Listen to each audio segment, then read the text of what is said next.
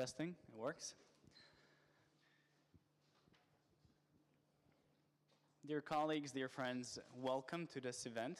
My name is Strahinja Subotic, and it is my great pleasure to be moderator of this actually 18th edition of the Council Presidency Handover event.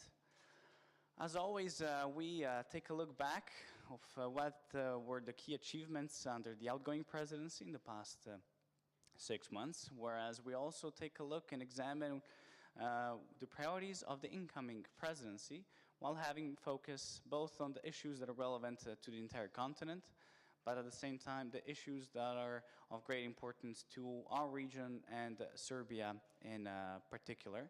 This time around, we're marking the transition from Poland to Denmark. And as always, this event is being organized by my host organization, European Policy Center, with the precious support and continuous support from the EU delegation, and we're once again thankful.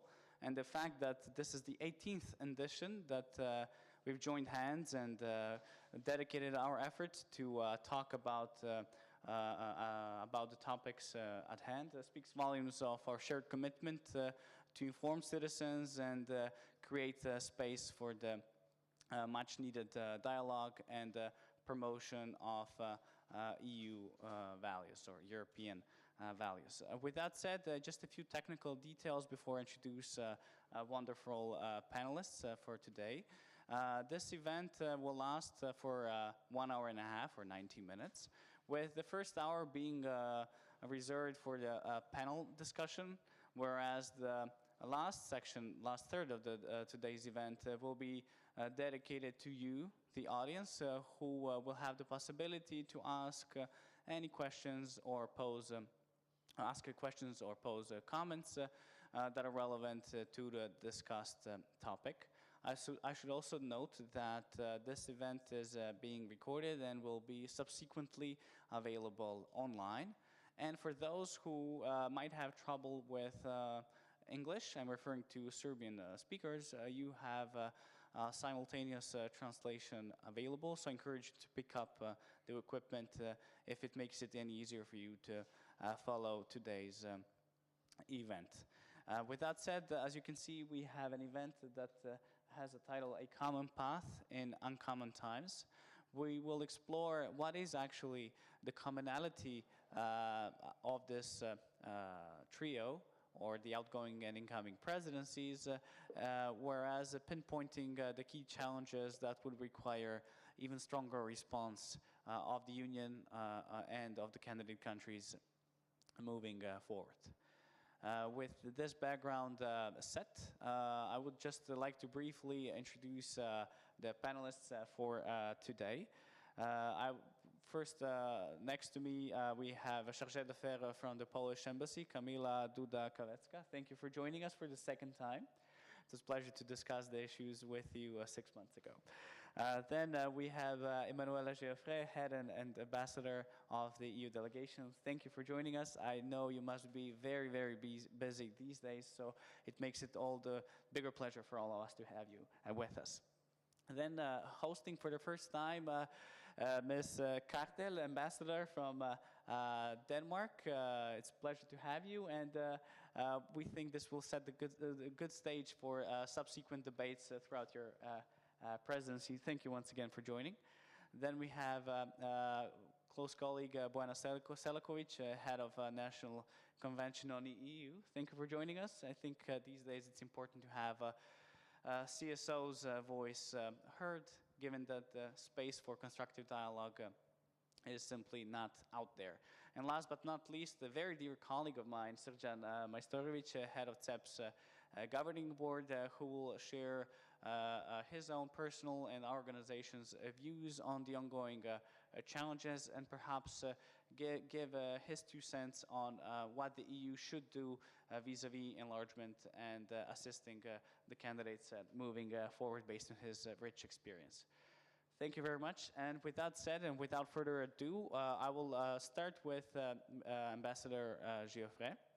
And I should note that each speaker will have around 5 minutes, and we'll have 2 rounds of questions on my side. So, Ambassador, you're a traditional guest here, and that gives us great pleasure. However, what doesn't give us pleasure is the fact that we've seen a very turbulent period behind us, both in the world, on our continent, but also in Serbia. So my question to you is, what is your general assessment, to start with a more general question, what is your general assessment of how the EU, or to what extent it managed to pull off paying attention to multiple issues at the same time, to issues ranging from imposing sanctions on Russia, from the instability here in Serbia, or the new crisis in the Middle East. And the issue of Middle East is particularly important because, as far as I know you have experience from Israel being posted there. So I'd like to ask about your view on those issues, and to have your 2 cents on how does the enlargement policy fit or equip the Union to better address those global challenges. Thank you. Well, thank you very much, Sarhinia, for the invitation. This is my 8th time and last that I'm with you for this presidency handover.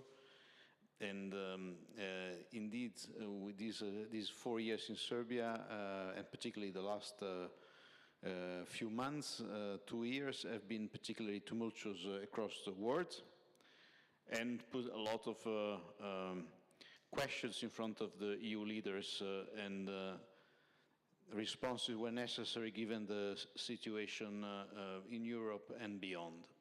We had, of course, the crisis, the Russian invasions of Ukraine that kept Europe very busy, and is keeping Europe very busy.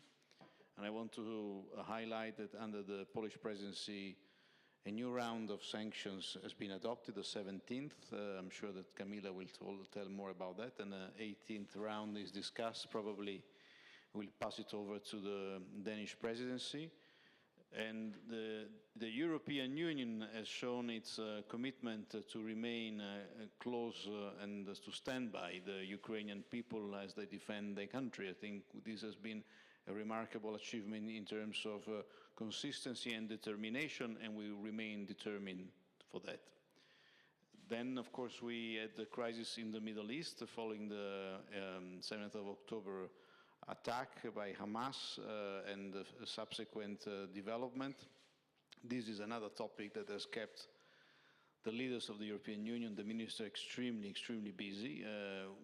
And then, of course, the war between Israel and Iran very recently. Here, I think it's remarkable that the EU is looking at the association agreement with Israel, particularly the compliance of Israel with Article 2, which is the promotion and protection of human rights. There was a report by the EAS that was examined by the Ministry of Foreign Affairs. And for us, clearly the objective remain the liberation of all hostages that are still in the hands of Hamas, a ceasefire, and certainly the resumptions of proper humanitarian assistance to the people in Gaza, and the end of settlers' violence in the West Bank. So this is an area where the EU is very active. A number of member states have asked to step up our actions. Concerning Iran, of course, we have a policy which is extremely well structured. The EU was behind the JCPOA, the Iranian nuclear deal, that unfortunately was somehow abandoned, and now we are in a new situation. But of course, our objective is that Iran should not have the nuclear weapons, no proliferations, but we need diplomacy to come back and find solutions. Then we also had issues related to competitiveness and how we can relaunch our economy to make sure that we remain competitive in an increasingly difficult global scene. And the Commission is actively engaged, and here the Presidency, the Polish Presidency and the Danish Presidency will play a key role in what we call simplifications to make sure that we remain committed to our objective of the Green Deal, reducing carbon emission, ensuring corporate social responsibility, but also ensuring our company remain very competitive. And we have the economic security so that we have the means to make them competitive. And then, of course, defense, which is, of course, linked to the first two crises, was a key topic in the last few years, certainly in the last 6 months, with important achievement.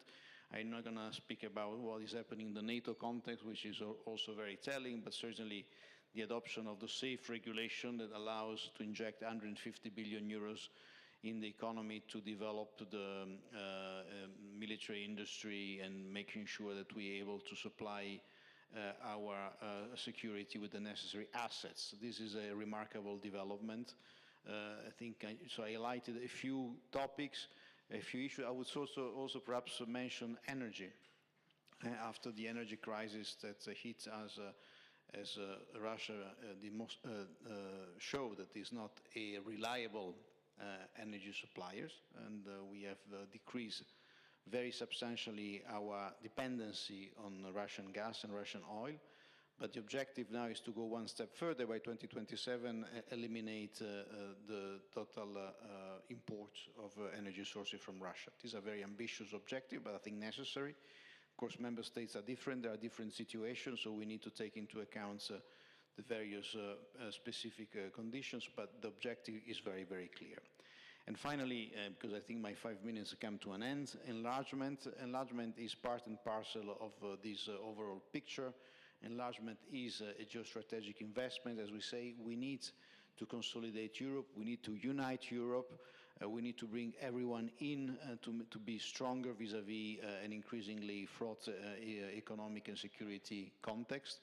And we've seen incredible advances in enlargement. We have to be very, very honest. The level of political momentum, but also achievement in terms of cluster opening and chapter closing with two of the Western Balkan countries, namely Albania and Montenegro, has been very, very important. And the work done with Ukraine and Moldova is also very, very relevant. Serbia, of course, is part of this picture. Here of course, we have the ambition to advance, particularly on rule of law reforms, media reforms, election reforms, the implementation of justice reform. These are the key issues I think are also important for the Serbian citizens and are part of our common project. It is a political project and we have a unique opportunity to advance it, so I think it's really key that everyone focus on how to make this happening. Thank you.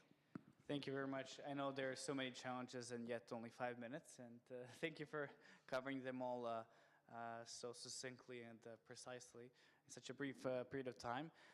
Now with this said, I'd like to turn my attention to Duda Kowecka from the Polish Embassy. We've heard a brief outline and an overview of the Union's achievements during your presidency. But could you give us your view of what is Poland's track record? To what extent it can take credit for many of the achievements undertaken in the past 6 months, and at the same time to be a bit self-critical, what do you think could have been done more to make Europe even further secure, given that your motto has been Europe security, or security Europe? Thank you. Thank you for inviting me. I don't have that vast experience as Emanuele here sitting next to me. It's only my second time here, but thank you for giving me this opportunity to be with you. Yes, indeed, Poland assumed the presidency of the Council of the European Union in a very uncertain period and full of unrest. First of all, as Ambassador Geoffrey mentioned, we were all in Europe facing the consequences of Russia's full-scale aggression against Ukraine.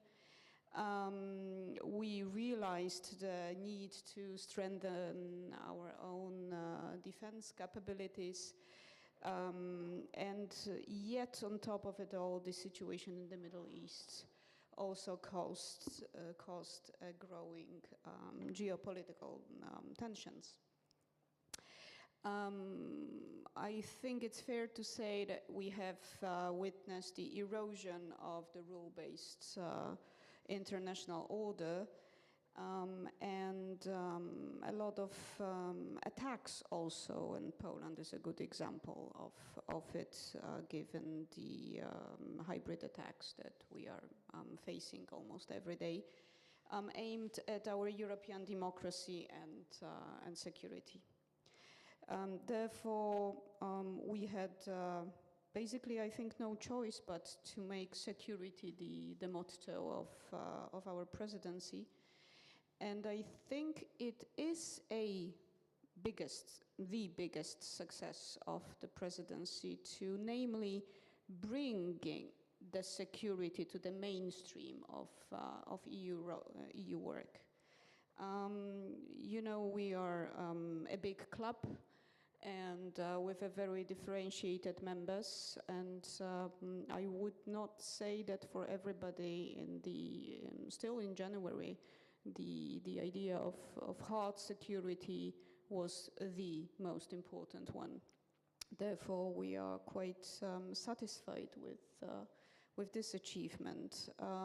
The European Council, as my predecessor mentioned, adopted 3 sets of conclusions regarding the development of European defense and security. Then we managed to have the joint white paper on this so-called Rearm Europe. We managed to adopt the Safe Action for Europe, SAFE, and we've also began the work on the Defense Omnibus. As far as Ukraine is concerned, of course, given our also geographical position and political ties with Ukraine, we cared very much about the increased military support to Ukraine. We were an active member of the Coalition of the Willing, the Weimar Triangle, and other formats, including the ministers from United Kingdom, Ukraine, EU High Representative, and NATO. We did indeed, during the presidency, manage to adopt 2 sanction packages against Russia, the 16th and 17th. The numbers are kind of always telling, you know, 16 packages, 17 packages. It shows how long this conflict has been going on for. And now we are looking forward to the Danish Presidency for the adoption of yet another, the 18th package. When it comes to enlargement, when I was here in January, I was hopefully quite clear saying that for us, enlargement is part of this security notion for Europe, because without those countries that are currently negotiating or are having candidate status, Europe cannot be indeed truly secure. That is why we consider enlargement as a very important one of the priorities of the Polish presidency that is just finishing. Yes, we did manage to have some successes in this area. I would not be fair saying that we were hugely successful, but it wasn't, well, I mean, we had much higher expectations. But reaching all the goals that we set in the beginning was sadly not possible. We did manage to have progress with Albania. I'm sorry, with Albania and Montenegro. Unfortunately, no progress was possible with Bosnia and Herzegovina, with North Macedonia, or with, sadly, Serbia. We we had an ambitious plan to open Cluster 3.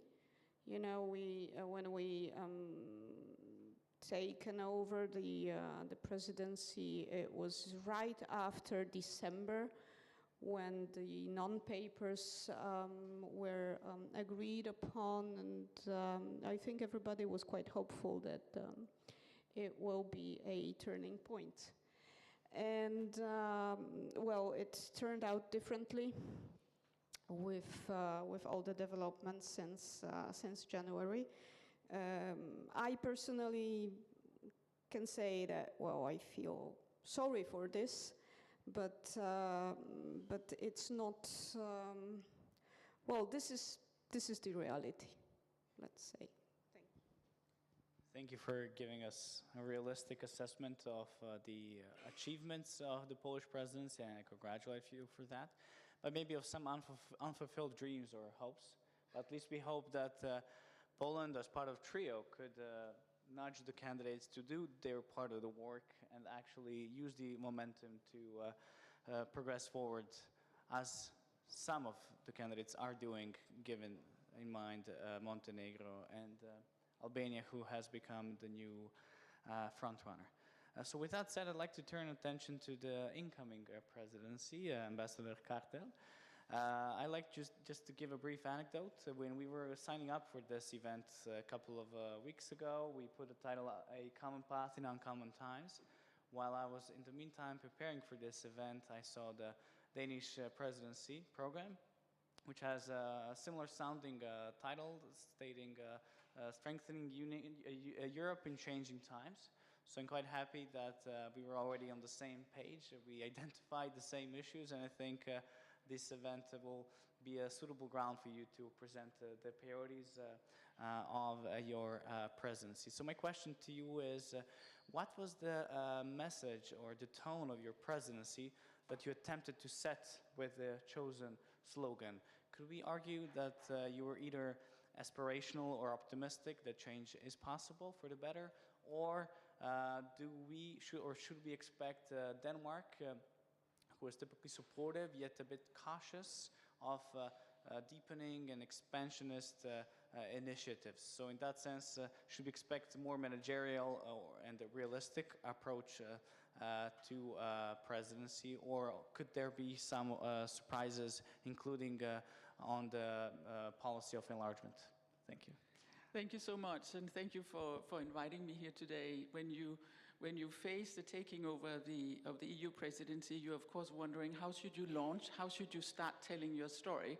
And when I realized that the way to start it is exactly being here, hosted by the Center for European Policy, with all these fantastic colleagues on stage, I thought I couldn't ask for more. So thank you very much for continuing that. I think it's, for an incoming presidency, a desired way of starting. This is the 8th time Denmark holds the presidency, and it's the 4th time that I myself am involved in a presidency. And that does not mean that we know how this is to be done, because exactly the world is changing.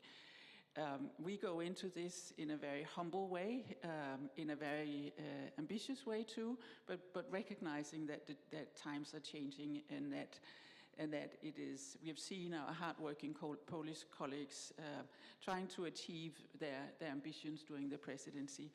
But we are, I think my answer to your question there is a very Danish answer, that we are very ambitious and yet very realistic. We will, and I'll talk about our priorities in a second, but we would be doing whatever we can to get as far as we can on all the issues that Manuel was lining up that are ahead of us as a European Union and as a Europe and as the international community. So yes, our slogan for the presidency is a stronger Europe during changing times.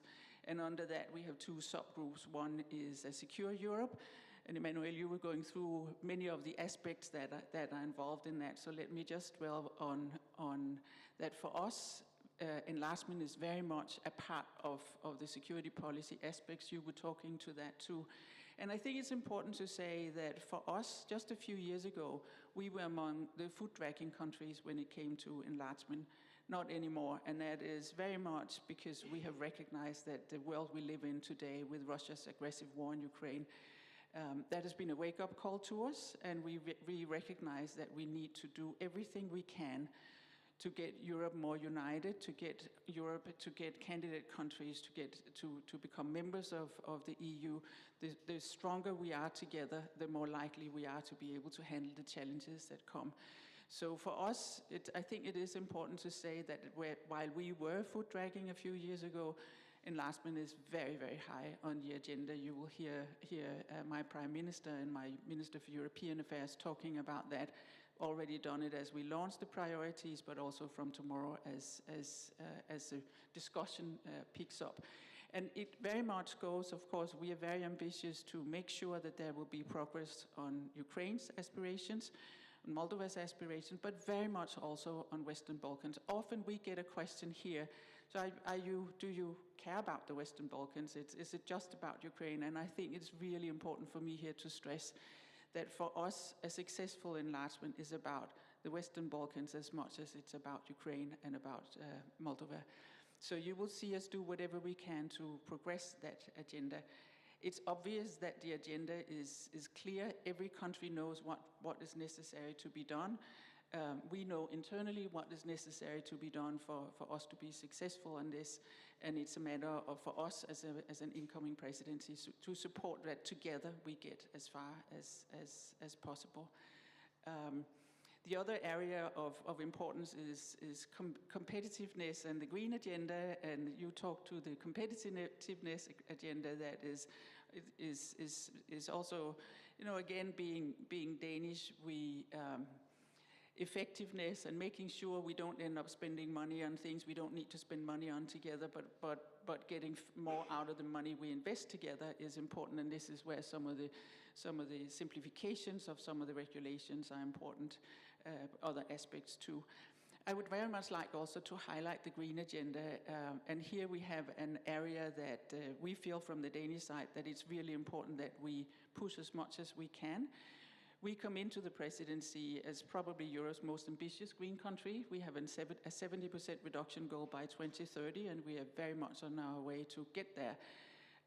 The world is not saved from climate change because Denmark reduces by 70%, but we have had a lot of progress on that, and therefore feel very comfortable going in to now. One of the first things we would have to find agreement on in the EU is what climate goals we would have, what reduction goals we will have for 2040, and have that announced before we lead the Europe's negotiations at COP30 in Brazil.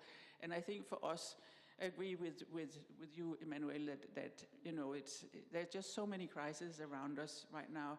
It is yet also really important that we don't forget that the climate is something that really needs attention, and it's something that we will work the hardest we can on making sure that Europe gets an ambitious goal, because if Europe isn't at COP30 with an ambitious goal and a very ambitious agenda, it is hard to see COP30 actually succeed in the way we need as a global community concerned about what we hand over to the next generation. So an ambitious aspirational presidency with a realistic sense of we for the first time of all the presidencies, this is the first time where we don't actually know what will come. We don't know what we will be able to achieve, but what we certainly know is that we are here to work as hard as we can to further all those agendas that we together have spelled out, and including also very much on the enlargement agenda. So thank you. Thank you very much. And I agree, it's becoming more and more difficult to estimate what may we expect in the next 6 months. Each and every time we sit together, but what you can expect is that we as Civil Society of Serbia, European Policy Center, and other think tanks will be out there to assist your presidency and the Union to bridge the gap and make this predictable, this world a bit predictable and a safer place. So thank you for your initial statements and for outlining your program, but also for prioritizing enlargement. Because when I opened your program, the first thing you basically see is enlargement, which was something that will be a welcome sign by those who want to see it as a positive sign. With that said, I'd like to move the attention to Belgrade, that is to my colleague Bojana, who's joining us for the first time. Thank you for being here with us. Bojana, we've heard the perspectives from Brussels, Warsaw, Copenhagen. Now I'd like to hear the perspective of Serbia's or Belgrade's civil society, as you're heading a national convention on EU, a platform that is a home for several hundred civil society organizations. I'd like to ask you to take a look of the past developments in the past 6 months and reflect on the EU's role in engaging and even attempting to address some of the democratic shortcomings in Serbia at this time of crisis. At the same time, I'd like to ask you to reflect on the role of the National Convention in giving the voice, the much-needed voice to citizens at these troubling times. Thank you. Thank you for inviting me and for this really great opportunity to have discussion in this real challenging period for all of us in Serbia. So in one sentence, for the role of EU in the past period, so let's joke a bit. It could be EU was concerned. So that was the most common sentence that we heard from different levels of EU.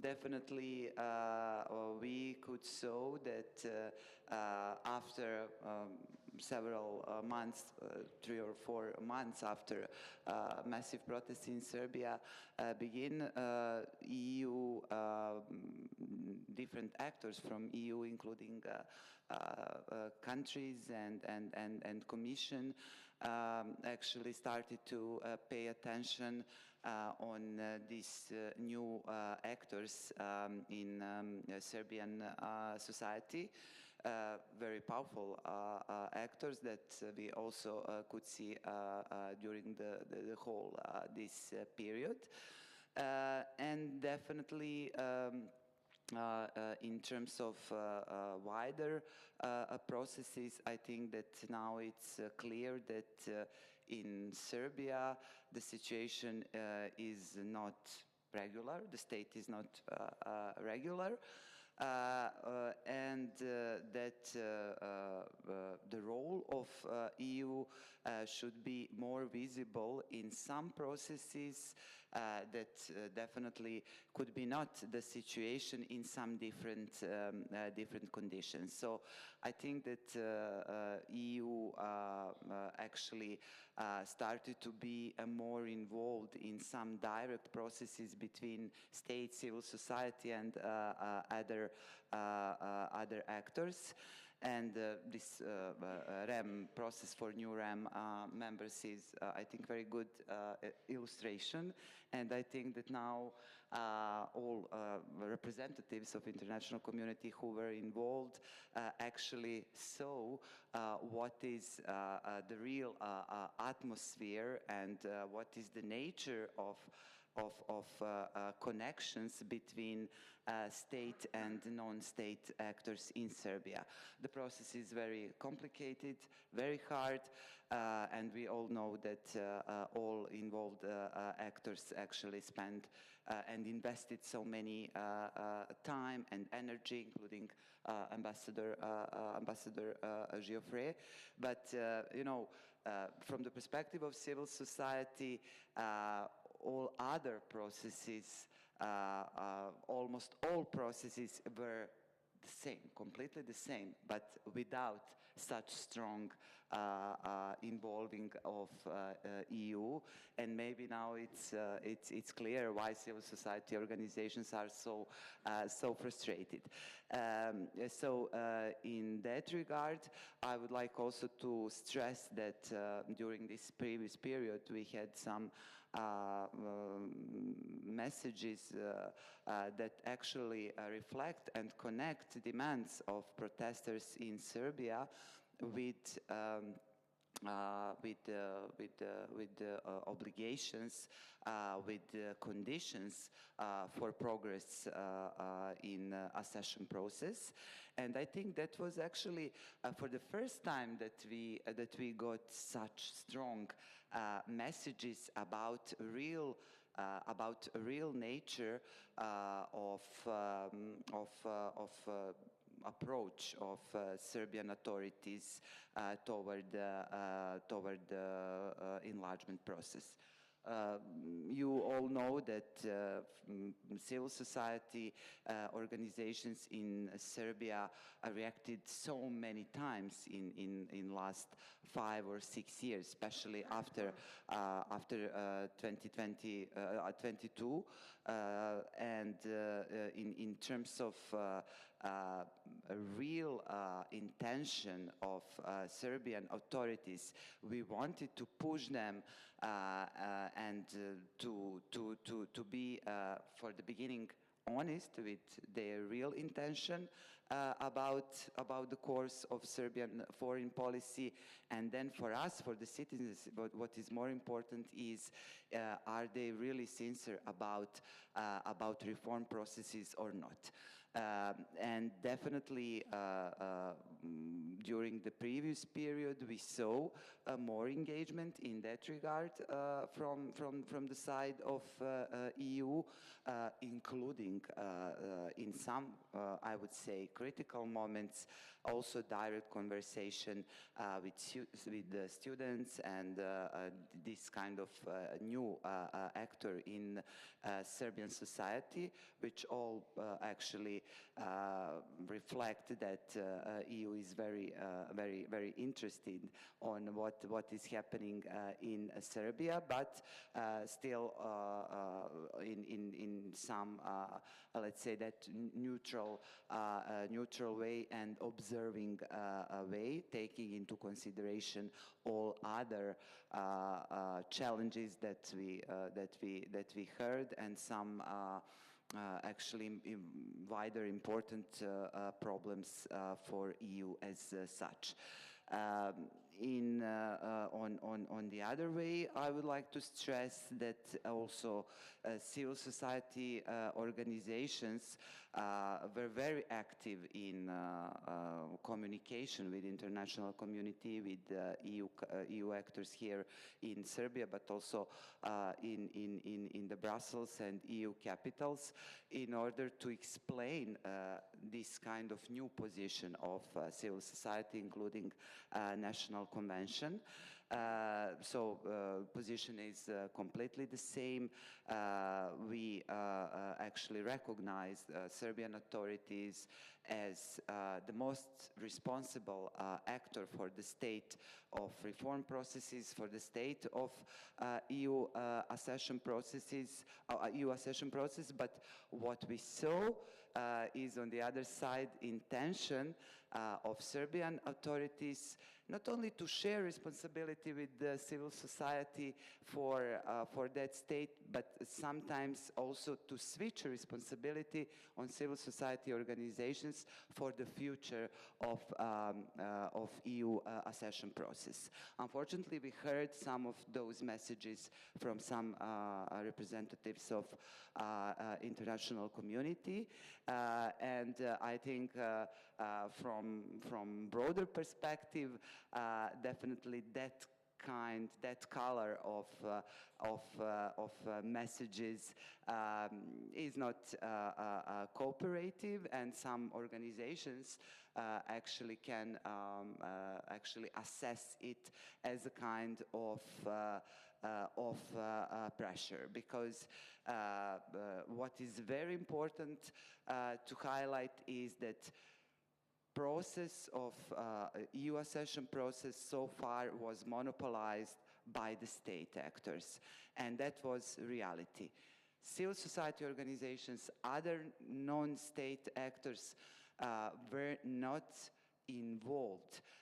They actually were just like a kind of ticking the box for the process, and now in these conditions, when we definitely need some new wave and new energy, and we need more efforts on the side of authorities. They are actually trying to switch responsibility on civil society. In that regard, the position of civil society is the same. There are very clear messages and conditions that should be actually fulfilled for a continuation of institutional dialogue, and authorities and the state as actually the most powerful actor now are responsible for providing environment for such approach. Thank you, Bojana. And as you rightly explained, essentially we're facing with the shrinking space for free expression and civil society engagement, which increases the importance all the more of your work of the National Convention.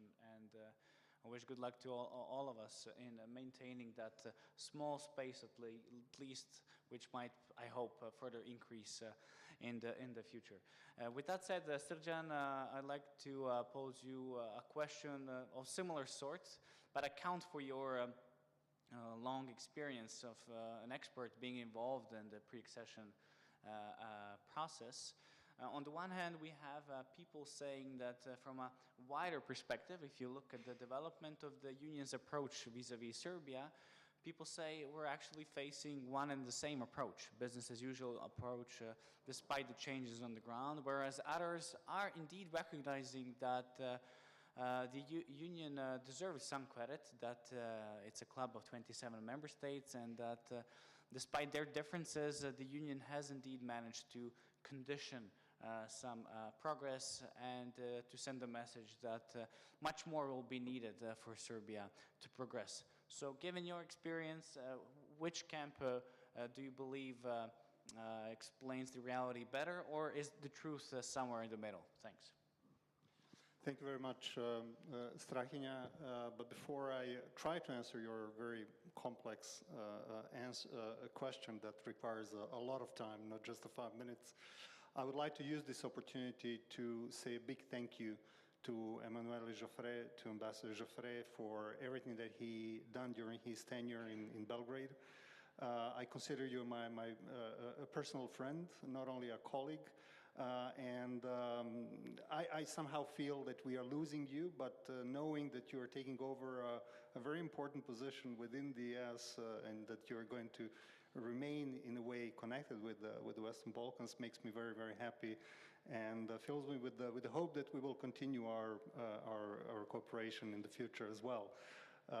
Losing you here is gaining your wisdom in Brussels, which is also a very, very good capital for all of us. So thank you very much for your friendship and support that you provided during your tenure. Personally, I learned a lot having the opportunity to talk with you and spend some time with you. That meant a lot to me.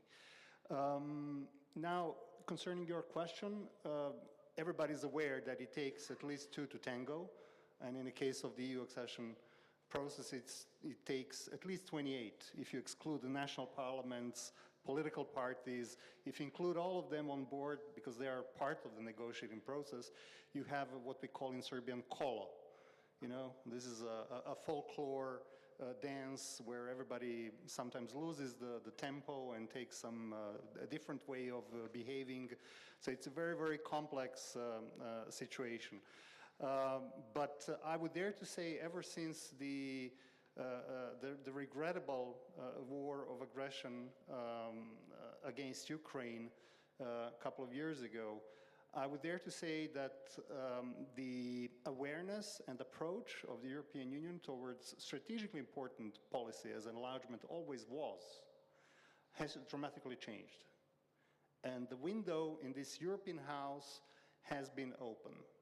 But please bear in mind, and this is something that I'm afraid that government in Belgrade does not recognize, together with some other governments in the region. The storm outside of this European House is a severe one. There is a high winds, there is a drought. Promaja, se kaže drought? Yeah? Draft, yeah. That's the drought is, yeah, what we are experiencing these days with sun. So there's a draft, which is going to close the window of opportunity. This window is not there to be remained open for years.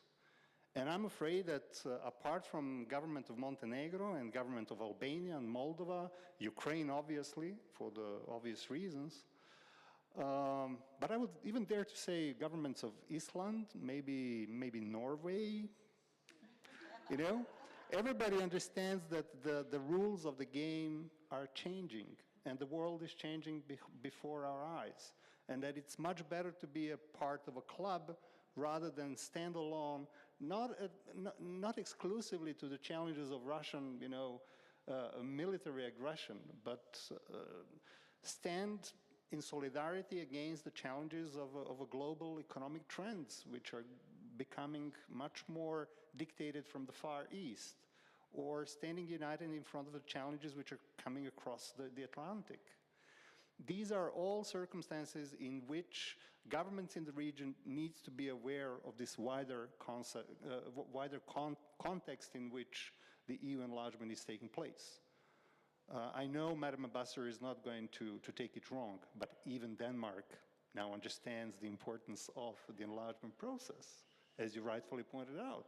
It was one of the more skeptical countries with concerning the enlargement, but bearing in mind the context that I'm describing, it is obvious that it's much better to have everybody on board and to act in solidarity with other and be together based on the same values. And these are, mind you, not European values as we often call them. These are universal values which are present in the Constitution of Serbia as well. We have in our Constitution proclaiming the division of power. Do we practice it these days? That's another issue. And there we need strong messages coming from the Europe. We need to understand that internal cohesion is the name of the game. Internal cohesion means that those who are not willing to obey to the same rules, to respect the same values, are not going to be welcome at our table. That goes for those who are going to Moscow to celebrate, Victory Day or Europe Day, and not to pay solidarity with what's going on in Ukraine at the same day. These are very, very serious challenges that the government of Serbia is currently facing, and is unjustifiably so, I would say. Cry over, protesters who are allegedly anti-European or I don't know what. That's not true. I mean, on the streets of Belgrade the other day, there was 139.5 thousand people who were not nationalists. Maybe a couple of hundreds were infiltrated and used the opportunity to wave the banners and shout the slogans. But these are not anti-European protests. These are people like two of us who believe in democracy, who believe in rule of law, who otherwise, or in other words, who believe in the European and common values. And this is what we want. The problem of prior to the war of aggression against Ukraine was that, unfortunately, majority of the member states accepted the idea that stability is more important than strategic enlargement. And that led to a deviation of two integral, or rather the most integral component of the Europeanization process. And this is democratization of the candidate countries. So democratization was, in a sense, žrtvovana was the word, sacrificed due to the stability. And this is how we came to a situation where we need a third party to sit around the tables and try to help us to negotiate how to implement the law. This is ludicrous. You're not negotiating how to implement the laws. The laws are there to be implemented. There are institutions, there are independent institutions here present, regulatory institutions, who are obliged to implement what is written in the law. And we have a problem because they're not doing their job. So contrary to the countries like, as I said, Montenegro and Albania, and mind you, Albania is doing a great job. Why are they doing a great job? Because they recognize what is a European problem. We have a problem with illegal migrants. No problem. We will be a part of a solution. We will negotiate with the member states and we will offer to bear the share of the burden. They changed the image completely. The Albania is one of the most desired touristic locations these days. They recognize the importance of obligations taken in the process of the EU accession, especially concerning the rule of law. I mean, for crying out loud, the right-hand associate of a prime minister of Albania was arrested for the corruption. A former mayor, Erion Veljaj of Tirana, who was considered Edi Rama's, successor, potentially. And what happened? Edi Rama recognized that majority of Albanian citizens trust in the essence of the Europeanization, and this is the rule of law. And he used this fight against corruption to boost the Europeanization of his own country. And contrary to Serbia, that was a sign where a clear political commitment was presented. That's, they know where they want to go. And finally, living in the age of geopolitics being a leading paradigm of international relations, Albanian government recognized the importance of alignment with the European Common Foreign and Security Policy. This is the main sign of strategic orientation when you're in war, to actually be with your allies and not to relativize your support to Ukraine and saying we are for independence, but we are not going to introduce sanctions. And so, this is the shortest possible answer to your very, very complex question. Sorry for keeping it a bit thank you very much. longer. We can stay for 3 hours to discuss these issues. These are very important.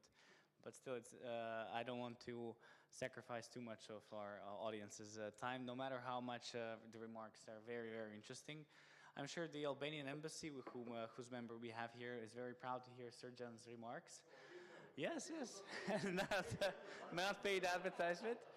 But I do hope that at least our government will watch the YouTube video and learn from the advice given during this event, that this momentum should not definitely be wasted. Now moving to the second round of questions, maybe have answers 3 to 4 minutes long in order to give the audience some time to pose questions and comments. I'd like to draw my attention again to Ms. Duda Kavecka. We've heard about the turbulent times Europe and Serbia in particular are facing. In the meantime, we've had highest officials from the EU visiting, Ms. Kallas, Mr. Costa, Ms. Kos. My question to you is, what have you taken away from these discussions, which were focused on rule of law, but also foreign policy, given that our president visited Moscow, and given that Poland is in particular sensitive about that topic? And in the meantime, we have experts commenting that this could be marked as the lowest point in EU-Serbia relationship, given that the regime is accusing the collective West of staging the so-called collared revolution. So with that context in mind, how do you see Poland, even once its presidency is over, how do you see Poland engaging with Serbia in the next 6 months or in the long term? Thanks. Thank you. Where shall I start? I tend to be optimistic in life. Therefore, I wouldn't say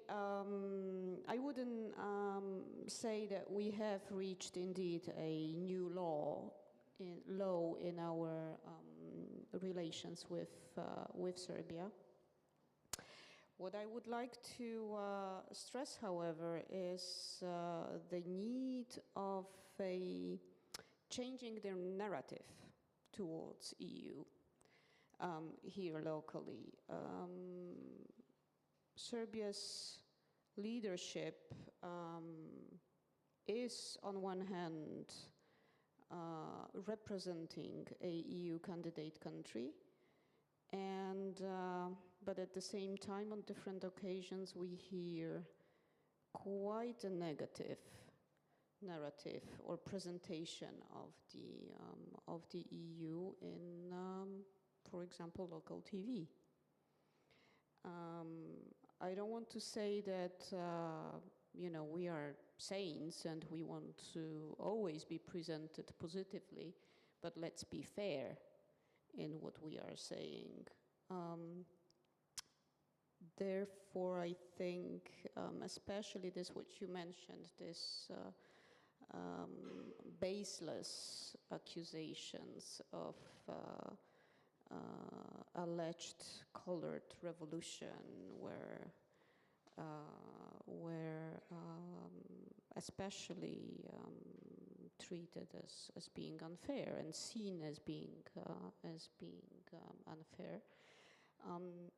As Poland, we were always saying that yes, enlargement is a priority for us. We are pro-enlargement country.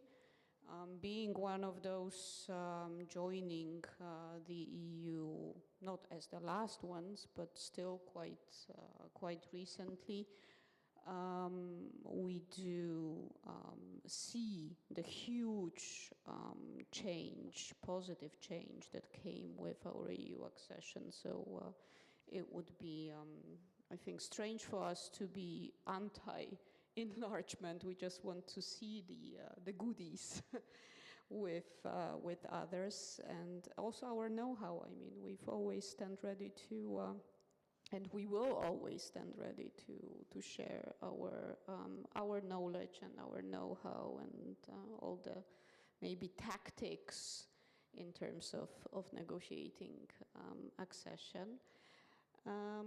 But at the same time, as I said, I mean, we need to stay fair in terms of communicating. At the same time, we stand very strictly when it comes to fundamentals. I mean, you know, merit-based process. That's how it's nicely always called.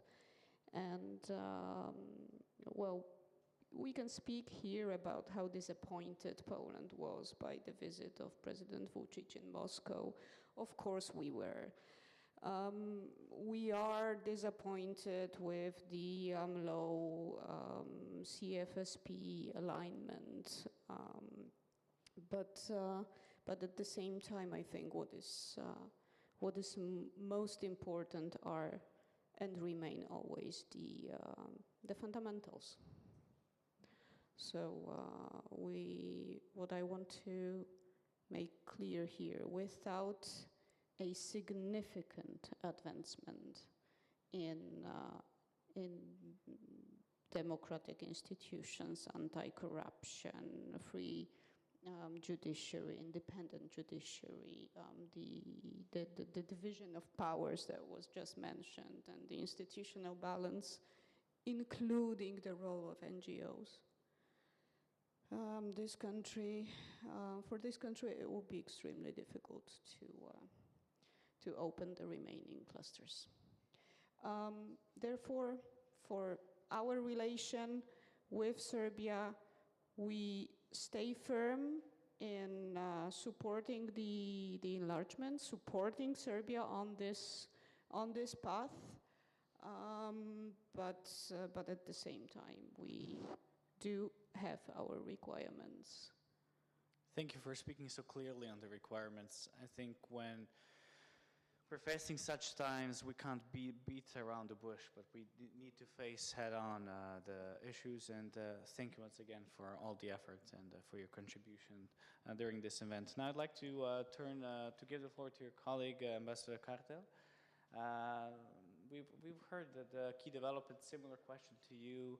What can we expect from Denmark in the short term, in the next 6 months, vis-a-vis the situation here in Serbia? but also looking from a long-term perspective, given that the multi-annual financial framework negotiations will start officially under your tenure.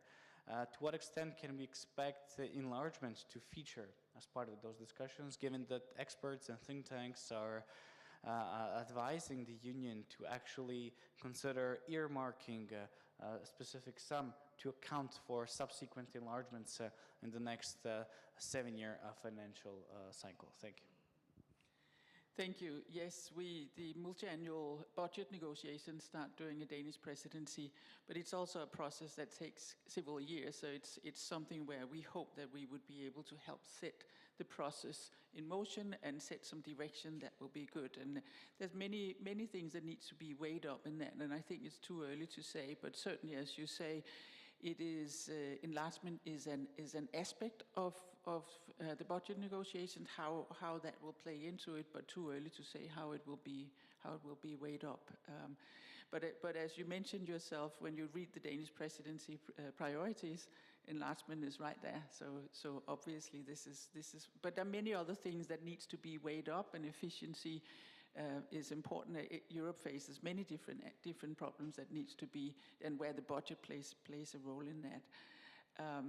On the aspect of what to expect on Serbia, I think one of the things Serbia is very blessed with is an incredibly strong civil society. I've been here for a year now, and one of the things that I really take to heart is that this is a country that has an incredibly strong civil society. And I would say that a successful enlargement process requires, this is a societal thing. This is not something that a government could do. This is not something that civil society can do. This is something that the whole society needs to work together to actually achieve. And yes, these times are difficult for Serbia, but Serbia has all the tools in the box to actually make this successful.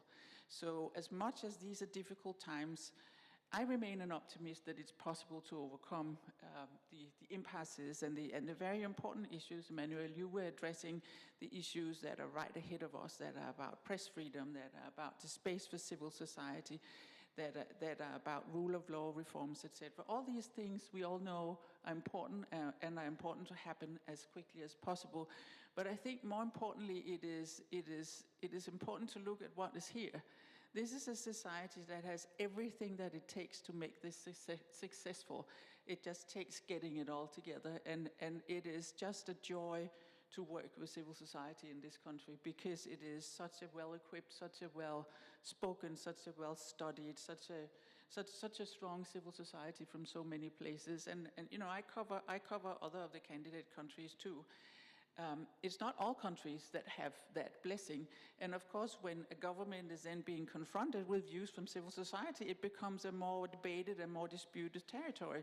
But it also has the prospect of making the result much stronger. So I really think that it is an invitation for all the actors in Serbia to get together and to get it done. There's always the question about, should there be external actors in it? You were rightly mentioning that right now. I know I have colleagues who spend a lot of time supporting and facilitating that the REM process lands well. I have a lot of faith in that Serbia can do a lot of this itself. Is there a need for the external world to be a part of it upon invitation? Happy to get involved, but I think it's important to just look at also sometimes when the processes get really frustrating, to look at, you have everything that it takes to actually get this right together. So lots of faith in that. We'll see where we get to during the next 6 months. But certainly we would be very happy to see progress on Serbia's path towards the EU membership during the next 6 months. Thank you very much. And I don't doubt that your country will prioritize the fundamentals, given that the Copenhagen criteria have been referred to quite often.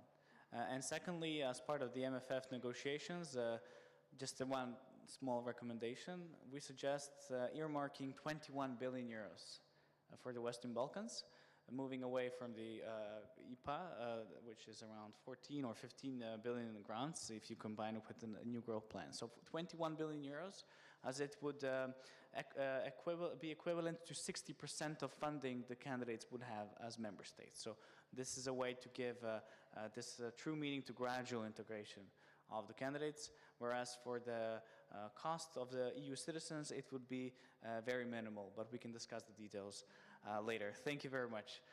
Now I'd like to go back to Bojana, and I'd like to hear her hot take on one interesting issue that was an elephant in the room, which is lithium.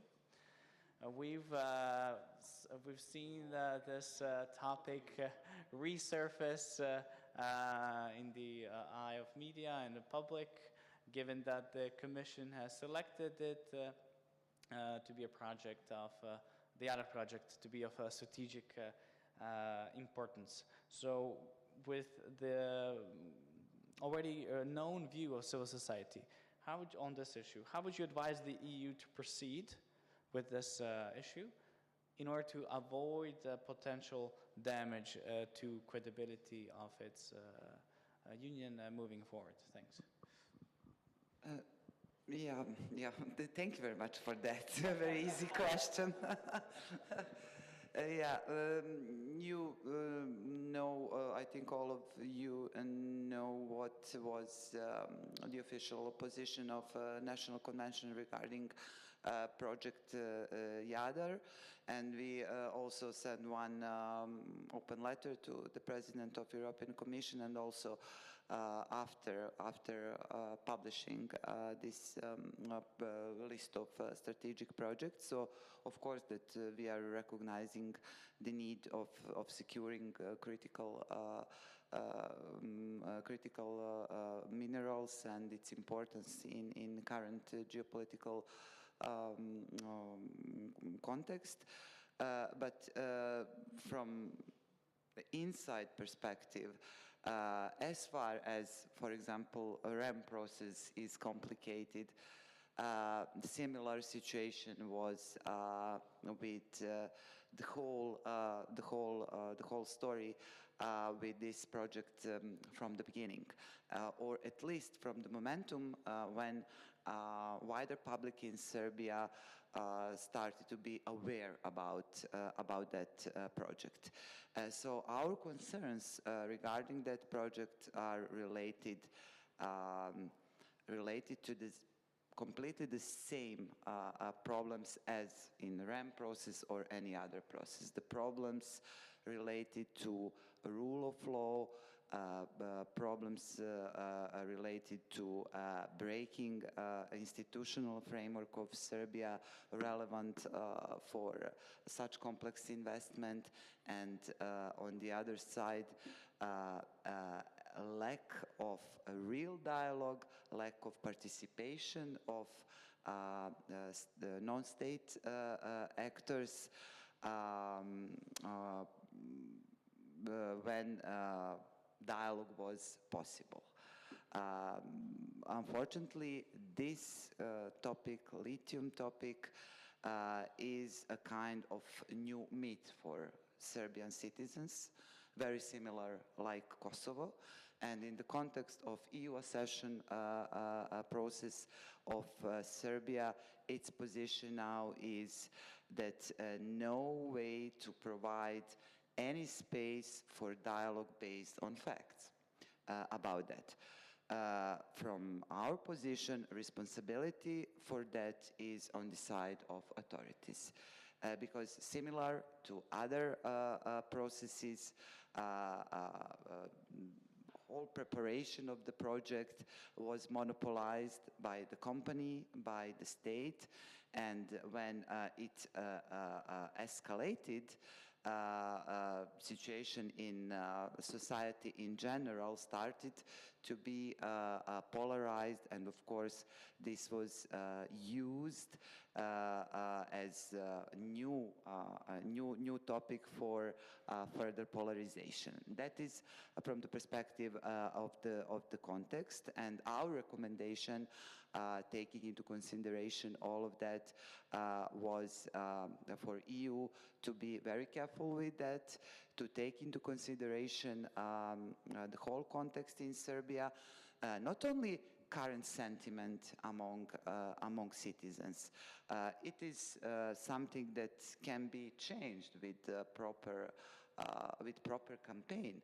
but taking into consideration the whole current context and the fact that we are struggling with basic rule of law principles in some other in some other areas, and that should be definitely taken into consideration when we talk about this project in the future. In terms of reputation of EU, if there is a kind of, I don't know, insisting or pressuring for some fostering activities related to this process. And what is also very important, and I think that responsibility for that is also on the side of the government, and the government was the actor who actually raised the narrative that lithium is new condition for Serbia accession process.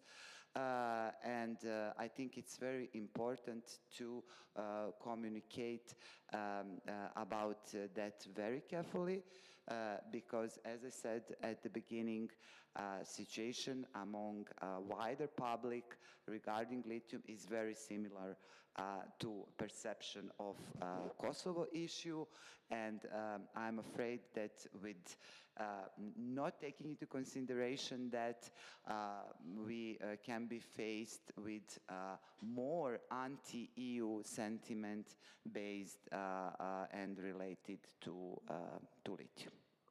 Thank you very much.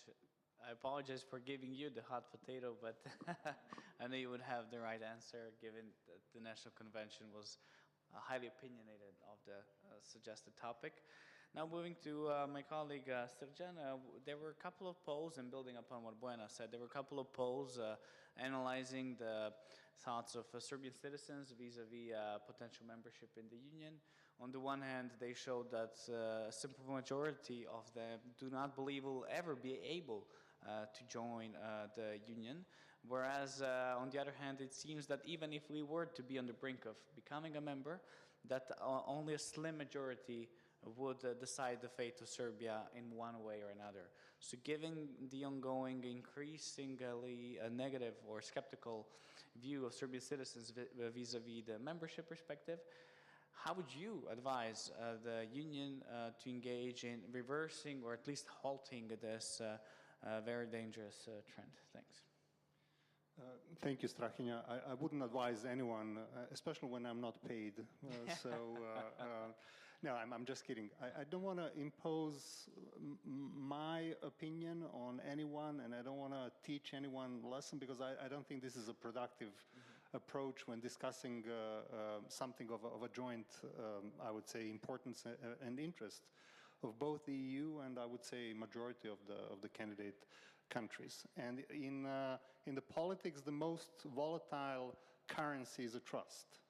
And I think that, you know, when you have a trust, you can do, you know, you can move mountains, but when you lose a trust, it becomes very, very difficult.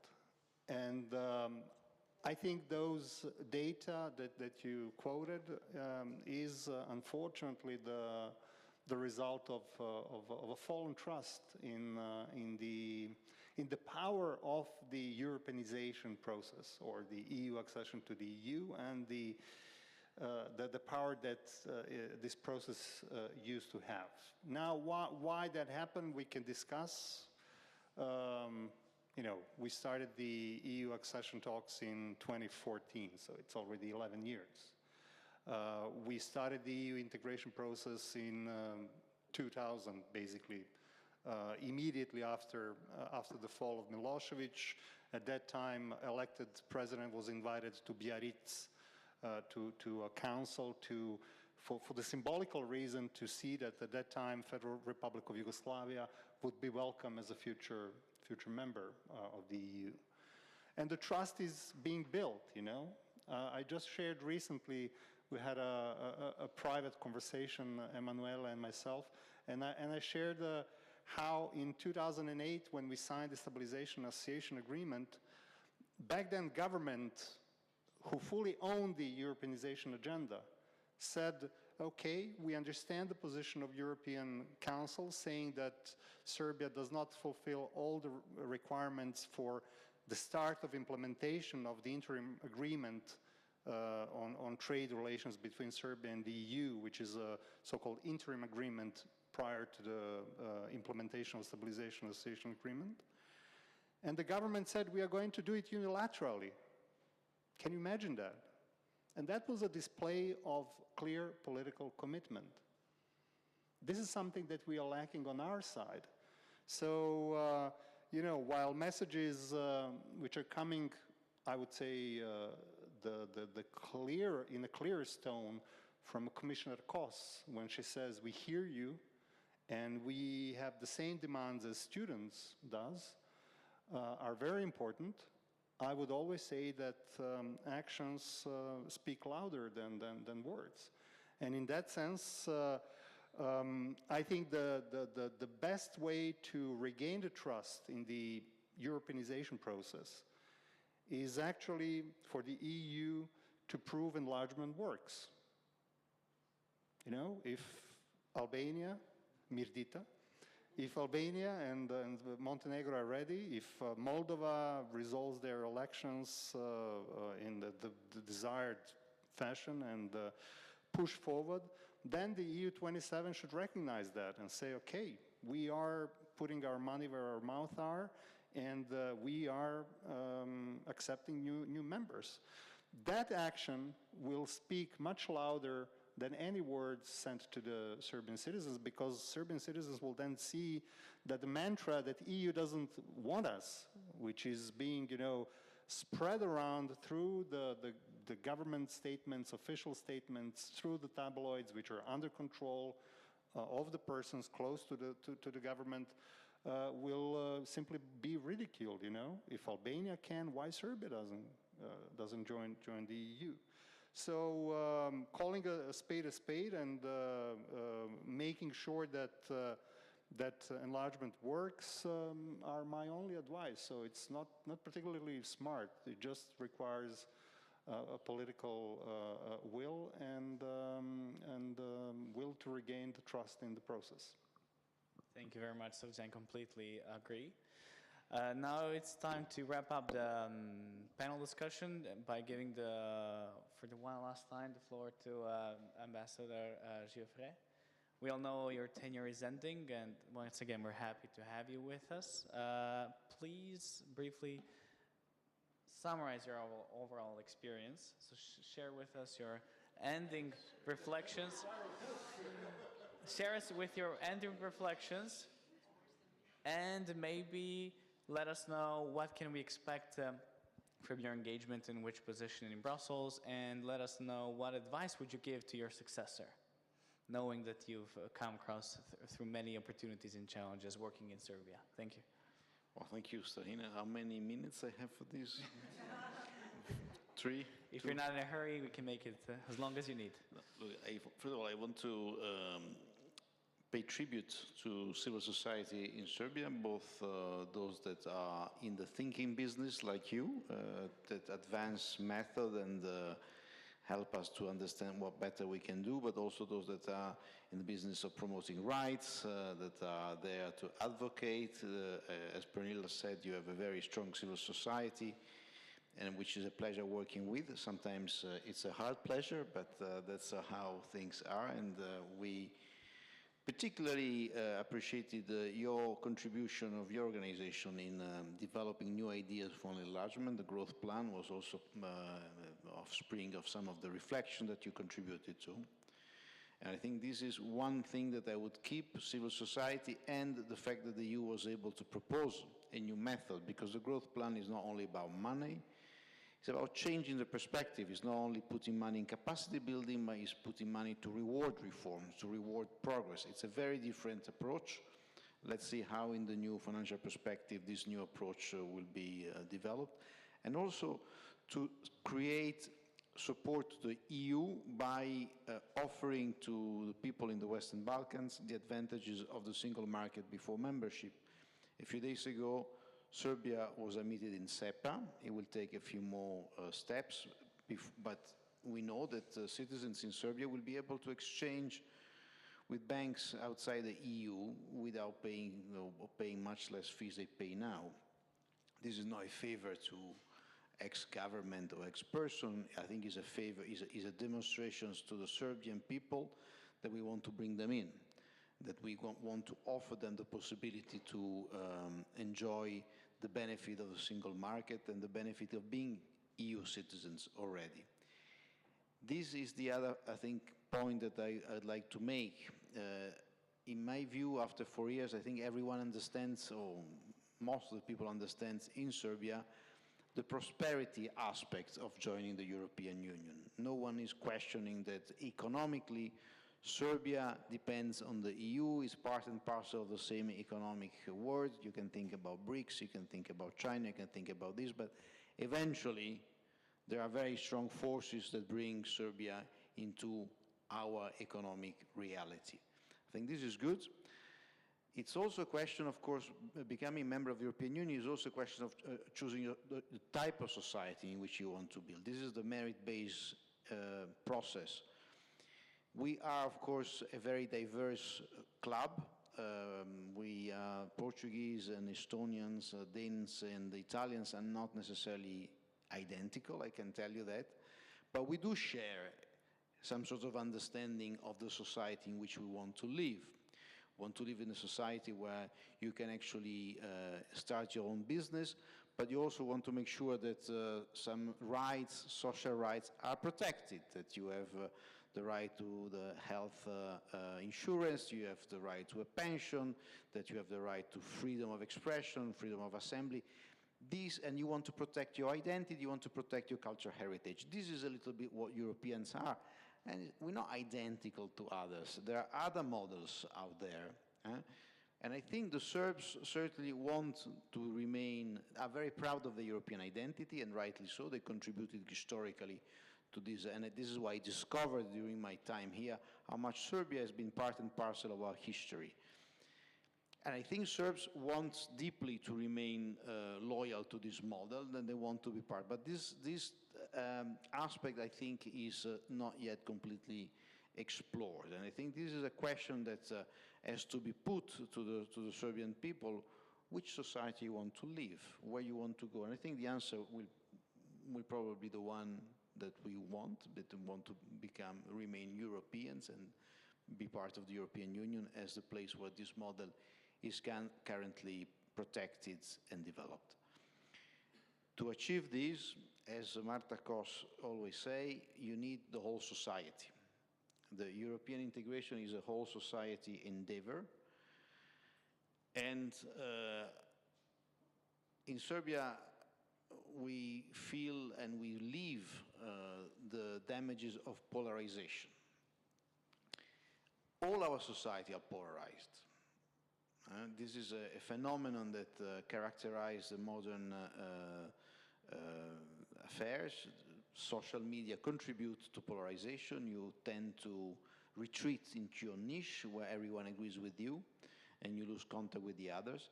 But certainly in Serbia, we have lost a little bit these bridges that allow this exchange to persist, and I think this is a very problematic aspect.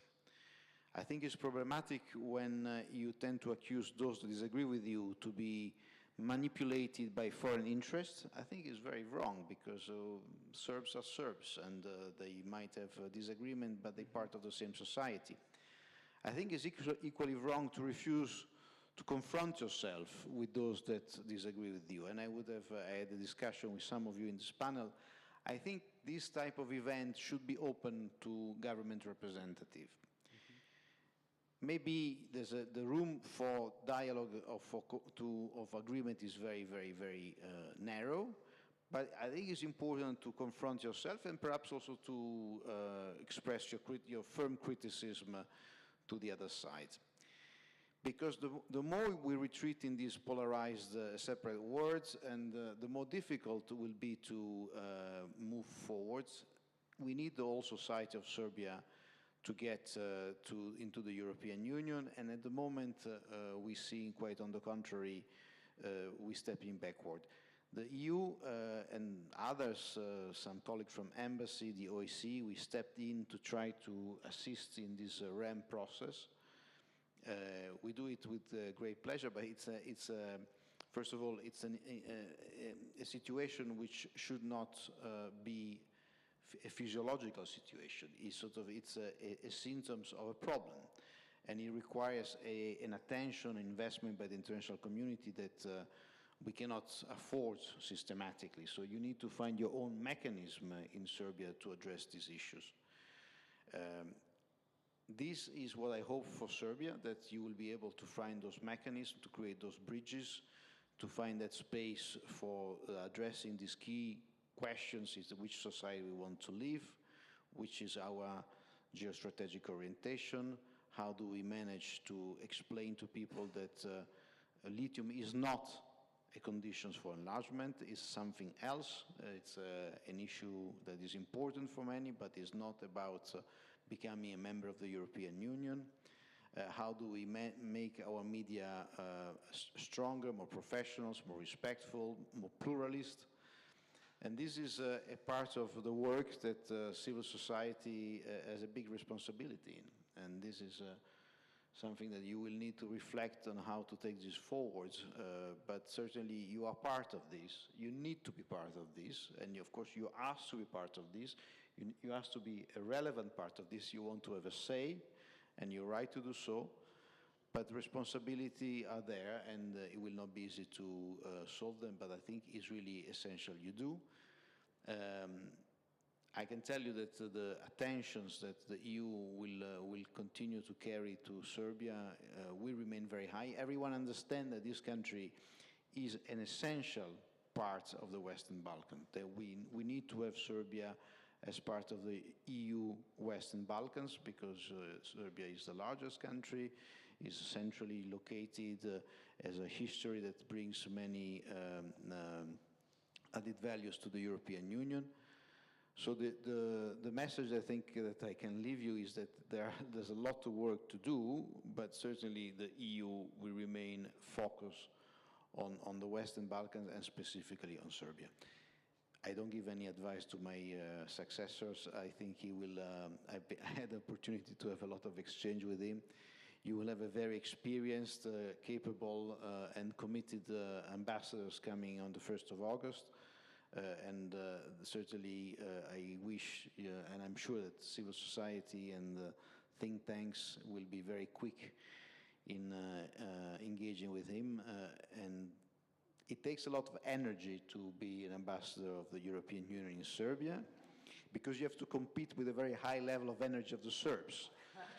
So I think this is certainly the advice I'll give him. Keep your energy, but be ready for a long marathon with occasional sprints. Thank you very much, Ambassador. Your recognition of our work means a lot to us. Once again, la ringrazio per il suo lavoro, sinceramente. In bocca al lupo a Bruxelles. And with that said, we have 5 minutes, but I'd like to extend maybe to 10-ish minutes the discussion with the audience, if that is fine with the ambassadors. I open the floor for questions and comments, please. Make it brief. Huh? Može kratko, no? I'm not sure, do they need the microphone? Do you have one in the audience? Just for the translators. It's okay. Nisam dana. Is it in English? No, always.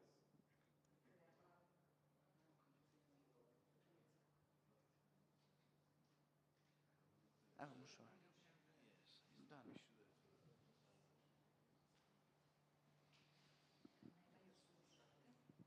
Hvala lepo. Just short so I can translate and we're running out of time, yeah? Uvek ja moram kratko. Dakle, neke stvari ovdje ipak nisu rečene. Some things have yet to be said. Jedno je Zapadni Balkan, Srbija je nešto ipak potpuno drugo i to što je geografski jedan isti pojam, to nije politički ni izdaleka tako. A koristi se kao politička zloupotreba da smo mi deo Zapadnog Balkana. Ne, mi smo nešto vrlo posebno. To je prva stvar. Druga stvar, ne može se izbeći istina da je za položaj Srbije na putu ka Evropskoj uniji danas podjednako obe strane zaslužne. Tu nema izgovora. I pitanje je kome više i možda jednako odgovara Srbiji gde je na tom putu kao u Evropskoj uniji. To su vrlo važna pitanja na koja nismo dobili odgovore. Ne treba gubiti iz vida da podrška građana Srbije u kontinuitetu duže vremena opada. Jer, recimo, ja ću vam dati jedan primer. Samo kratko. Izvolite. Samo kratko, samo moram da prevedem. So he was saying Serbia is so unique that it's maybe counterproductive to equate Serbia with the rest of the region. So it's Western Balkans and Serbia as a standalone, unique case, and that's how it should be perceived moving forward. And the one last sentence, yeah? Primer. Studenti koji su trčali u Brisel, ja ću nazvati hladno su relativno dočekani. A oni koji trče u Moskvu, to sam rekao na ovom mestu pre 2 nedelje ili 3, tapču se po ramenu, hvale i finansiraju. Pa kako da građani Srbije budu opredeljeni? Šta je razlog da budu opredeljeni ka Evropskoj uniji? I da, pošto nemam ja nikad vremena, takođe sa ovog mesta više puta ponavljam predlog. Ovo sve što ste vi pričali, građani Srbije u velikoj većini pojma nemaju o čemu se radi. Predstavu nemaju. Nekada je postojalo za celu istočnu Evropu radio Slobodna Evropa, koji je služio za propagandu svrhu Zapada. Danas taj radio postoji, ali nije ni u kakvoj funkciji. Pitanje je, barem prema Srbiji, zašto? Znači, velika su tu pitanja i mislim da je neopravdana optužba Evropske unije, što za stabilokratiju se opredelila, jer je i njoj kao i nama jasno. Regionalna stabilnost će opstati dokle god Srbija ne mora iznutra da se menja. Hvala. Thank you very much. So he was saying that students could have been received more warmly in Brussels, that more needs to be done to embrace them, while in the meantime, that more needs to be done to inform the citizens, given that unlike in the past, when Radio Free Europe, for example, used to play a big role, now most citizens are actually unaware of the facts and information we have shared here today. So as long as that is the case, stabilitocracy will remain to be one of the symptoms we'll continue to suffer from. Some other questions or comments for... Yeah, would you like to comment, Srđan? I thought to collect and to wrap it up, sorry. Do we have more questions and comments? Or are you a bit tired? If that is all, sorry? Okay, Srđan, you have the floor and then we'll wrap it up. Thank you very much, Mr. Vukalovic, for your contribution, as always. But I would beg to disagree when it comes to responsibility, that it is equal responsibility between the EU and Serbian government, not Serbia, for the lack of the reforms. And this is why I raised the issue of unilateral application of the trade agreement when we signed the Stabilization and Association Agreement. We showed at that moment that it is possible to behave in the European way, regardless of the lack of pooling factor coming from the EU.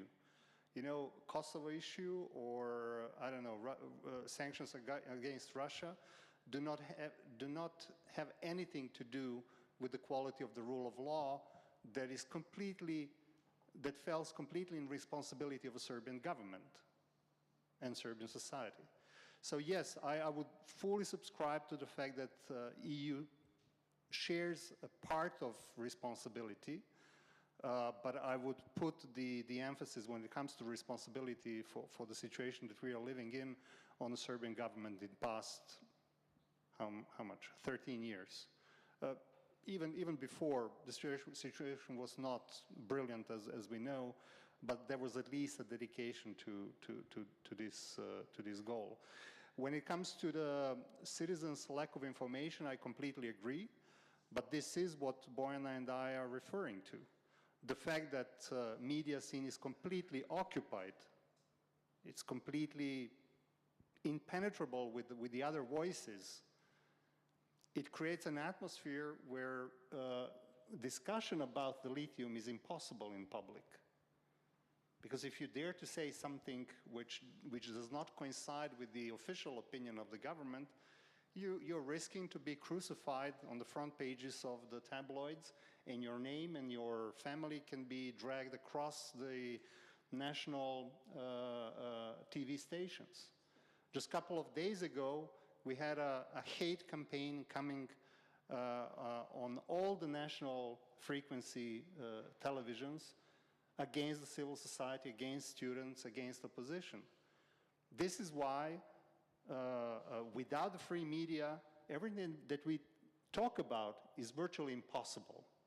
If we don't have an environment, Ambassador Geoffrey, where we can equally represent our positions, it is very difficult, and I fully subscribe to your recommendation about the inclusive dialogue. I honestly, I trust and I believe in that.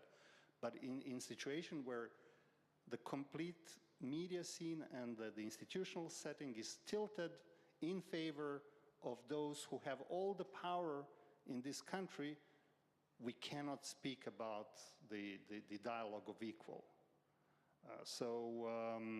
Mr. Vukalovic, these things will change once Serbian citizens, not only Serbian, because there are other citizens of Serbia living in this country as well, including Albanians. When we reap the benefits of these protests and demands of students and citizens for more democracy and a more European, I would say, way of living in this country. And that falls completely in line with what you said, that unfortunately until this regime is in power, until this regime does not recognize that it has a full-scale political crisis on its hand. We don't know today whether the whole country is going to be blocked in the evening. As long as they don't recognize that they have a political crisis on their hand, everything that we can expect from the government is escalation of violence, unfortunately.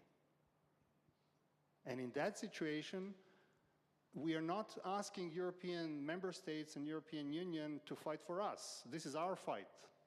But we want you to be on our side when we demand more freedom of expression, free media, and how to put it, the institutional context that resembles what you are enjoying or your citizens are enjoying back home when discussing strategically important projects like lithium is.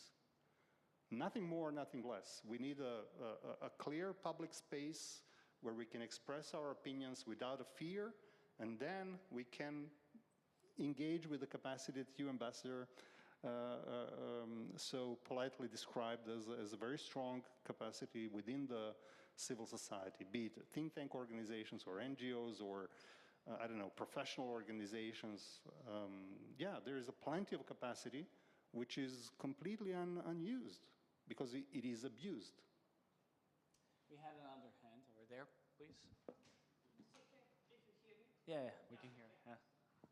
Thank you so much to Brankica Jankovic, Commissioner for Professional Equality. I know you know me, but for the other audience. Thank you very much for all your insights.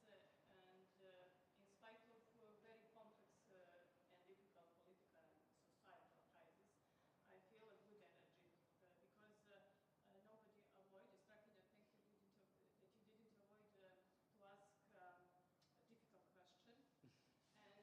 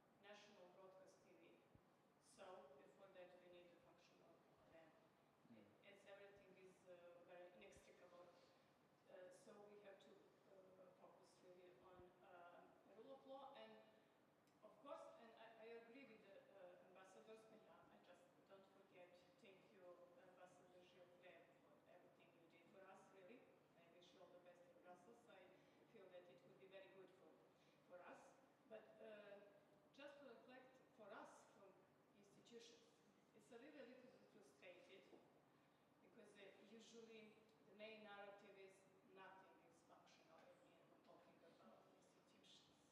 So for us, who are really dedicated, who wrote a good job and who try to really improve the situation in our country. Don't forget, institutions are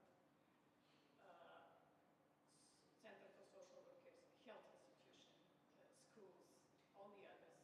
Institution, I'm in charge. I have to talk about that because of my colleagues. So I agree that we have a really active, extraordinary civil society organizations. Not everything is bad in our countries, economic, huge economic development, etc., etc. So I think now it's really time for institutions. And I don't know how, but this is the main topic, how to reinforce, how to come back on track talking about principle of sharing of power. This is a crucial principle. And after that, of course, in regard with that also, rule of law. And this is main, in my point of view, the main topic that we should focus in coming period. And what is also, what is true, Emanuela said that not only polarization, the main features of our society, we can see everywhere. So maybe this is also a chance for us how to find the best possible way to overcome that big challenge for all of us. Now, and one day, I agree with Mr. Bukhailovich that one day we will be a special asset to EU when we become a full member because we are very good to handle emergency situation. I think we are mastermind of to overcome emergency situation. So, talking about current geopolitical landscape, we would be very, very important members in the coming years. Thank you very much. We couldn't agree more, at least I. I think it's a good ending. Any concluding statements by the panelists? No? Thank you very much. Thank you for the patience. Thank you for the interest. Two concluding remarks. First, I thank the Europe House for offering us these beautiful premises. Thanking Manuela Giuffre, thanking the delegation for continuous support. Thanking Bojana Srđan for sharing the civil society view and incoming presidency. We wish you good luck. We thank the outgoing presidency for all the tremendous work you've done. And secondly, and to translators as well. And secondly, to conclude, I really can't miss but to invite you to join me to recognize the outstanding work of Ambassador Giuffre with a round of standing applause.